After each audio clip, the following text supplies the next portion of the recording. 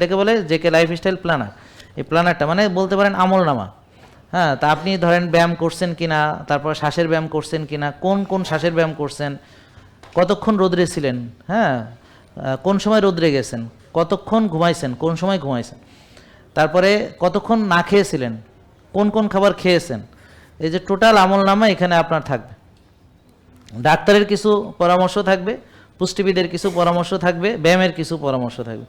এইটা দেখলে বোঝা যাবে যে আপনার এটা যে আপনি করতেছেন কি। এটার আলোকে আপনার খাবার দাবার এদিক ওদিক হবে।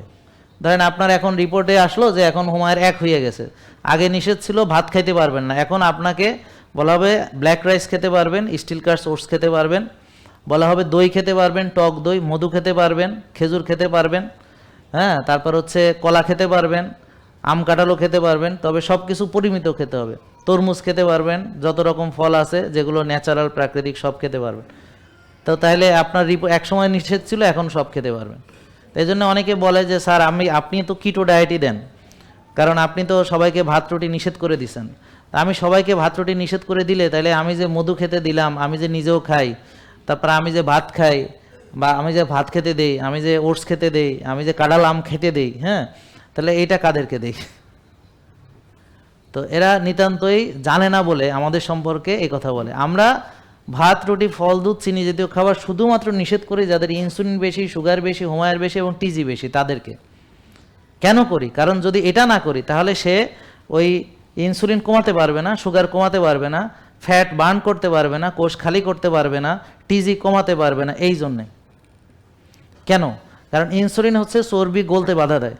এখন চর্বি যদি গলতে না পারে তাহলে ওই যে কোষের ভিতরে যে অতিরিক্ত চর্বি সেটা তো গলাতে হবে। এখন যদি গলাইতে না পারি তাহলে কোষ তো খালি হবে না, আর কোষ খালি না হলে তো হোমায় আর ভালো হবে না, আর হোমায়ের ভালো না হলে তো আপনার 60-70টা রোগ আর ভালো হবে না। তার মানে 60-70টা রোগের মূল কারণ হচ্ছে এই হোমা আইয়ার। বুঝতে পারছেন? যে প্রথমে ধরেন কোষে অল্প ইনসুলিন রেজিস্ট্যান্স হয়, কোষে একটু ওভারলোড হয়, তারপরে আস্তে আস্তে আস্তে আস্তে এই রক্তের চিনি আর কোষে ঢুকতে পারে না, ডায়াবেটিস হয়।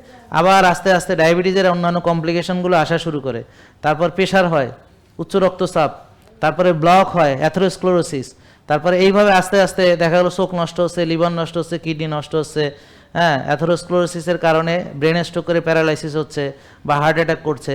তাহলে মূল কারণগুলো বুঝছেন কি কারণে অ্যাথেরোস্ক্লেরোসিস হয়? স্ট্রেস, দুশ্চিন্তা, হতাশা, নষ্ট খাওয়া, বারবার খাওয়া, রাত জাগা, টেনশন করা, না ঘুমানো ঠিক মতো, কোনো ডিসিপ্লিন না মানা, রোদ্রে না যাওয়া, ঘাসে না হাঁটা, মানে সোজা কথা নিজের উপর অত্যাচার নির্যাতন করে সে হয়তো চাকরি বা ব্যবসা বা কোনো একটা কিছু করে যেখানে সে সব ফোকাস দিছে, কিন্তু নিজের চেহারা, স্বাস্থ্য আর ও যে একটা মানুষ, ওর ব্যাপারে তার নিজের কোনো চিন্তা নাই।